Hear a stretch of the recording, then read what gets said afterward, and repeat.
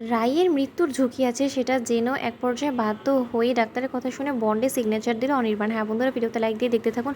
রায়ের অপারেশন শুরু করার আগে ডাক্তার বলতে থাকে যে দেখুন অনির্বাণ সিনহা, আমি আপনাকে একটা কথা খুলে বলছি যে এই যাত্রায় রায়কে আমরা বাঁচাতে পারবো সেই গ্যারেন্টি আমরা দিতে পারছি না, কিন্তু তারই জন্য আপনাকে এই বন্ডে সিগনেচার করতে হবে। ওদিকে অনির্বাণ বলতে থাকে যে ডাক্তারবাবু এই সিগনেচার করা মানে কী বোঝাচ্ছে, আপনি আমাকে একটু পরিষ্কার করে বলবেন। তখন এই কথা বলা মাত্র ডাক্তার বলতে থাকে যে দেখুন এই বন্ডে এটাই লেখা আছে যে যদি ইন কেসে রায়ের কোনোরকম কোনো প্রবলেম হয় সেক্ষেত্রে উনি যদি না বাঁচে তার জন্য হসপিটাল কর্তৃপক্ষ দায়ী থাকবে না, সেটাই লেখা আছে। তখন এই কথা শোনা মাত্র অনির্বাণ বলতে থাকে যে ডাক্তারবাবু তার মানে আপনি কী বলতে চাচ্ছেন যে রায়ের কি বাঁচার কোনো রকম কোনো সম্ভাবনাই নেই? তখন এই কথা বলা মাত্র ডাক্তার বলতে থাকে দেখুন আমি আপনাকে মিথ্যে আশ্বাস দেবো না, কিন্তু এরকম বড় অপারেশনের ক্ষেত্রে মোস্ট অফ দ্য টাইম আমরা যে জিনিসটা লক্ষ্য করি যে পেশেন্ট খুব বেশি দিন একটা সার্ভাইভ করে না, কিন্তু তার শর্তেও আমরা যথাযথ পরিমাণে ট্রাই করবো। ওদিকে অনির্বাণ বলতে থাকে ডাক্তারবাবু এরকম করে আমাকে হতাশ করে দিবেন, আমি আপনার কাছে হাত জোড় করে অনুরোধ করছি, আপনি প্লিজ আমার রায়কে আমার কাছে ফিরিয়ে দেওয়ার জন্য একবার অন্তত চেষ্টা করবেন। ওদিকে ডাক্তার বলতে থাকে দেখুন ইচ্ছাকৃতভাবে কোনো ডাক্তারই নিজের পেশেন্টকে মেরে ফেলতে চায় না, কিন্তু তার সত্ত্বেও কিছু কিছু ক্ষেত্রে পরিস্থিতি আমাদের হাতে থাকে না। ওদিকে অনির্বাণ রায়ের বন্ডে সিগনেচার দেওয়ার সময় ওর হাত কাঁপতে থাকে আর অঝরে কাঁদতে থাকে অনির্বাণ, আর বলতে থাকে যে তবে কি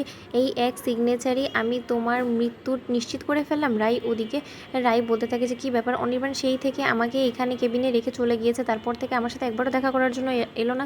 ওদিকে নার্সকে রায় বলতে থাকে যে একবার আমার হাজব্যান্ডকে ডেকে দিবেন। ওদিকে নার্স বলতে থাকে যে আপনার তো বড় একটা অপারেশন হবে, তার আগে ডাক্তারের সাথে কিছু কথা বলার জন্য আপনার হাজব্যান্ড ওখানে গিয়েছে, আপনাকে এখন একটু রেস্ট করে নিন আপনি, তারপরে আমরা আপনাকে ওটিতে নিয়ে যাবো। ওদিকে রাই বলতে থাকে যে আমার এমন কী রোগ হয়েছে যার ফলে কিনা আমাকে ওটিতে নিয়ে যাওয়ার প্রয়োজন পড়ে গেল।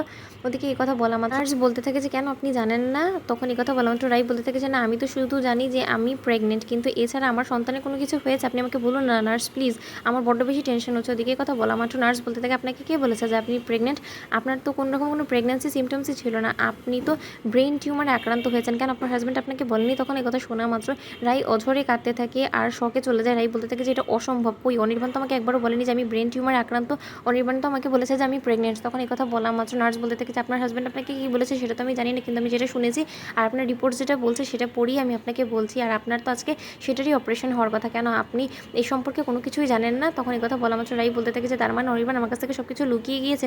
তখন রাই বলতে থাকে যে আচ্ছা নার্স এটার মধ্যে বাঁচার সম্ভাবনা কি আদেও আছে? তখন এই কথা শোনা মাত্র নার্স বলতে থাকে যে বেশিরভাগ ক্ষেত্রে তো পেশেন্টরা সার্ভাইভ করে না, কিন্তু তার শর্ত যদি আপনার ভাগ্য ভালো থাকে তাহলে আপনার সার্ভাইভ করেও যেতে পারেন। তখন এই কথা শোনা মাত্র রাই বলতে থাকে যে তার মানে কি এখানেই আমাদের একসাথে পথ চলাটা শেষ হয়ে যাবে, আমাদের একসাথে পথ চলাটা কি এখানেই থমকে যাবে অনির্বাণ?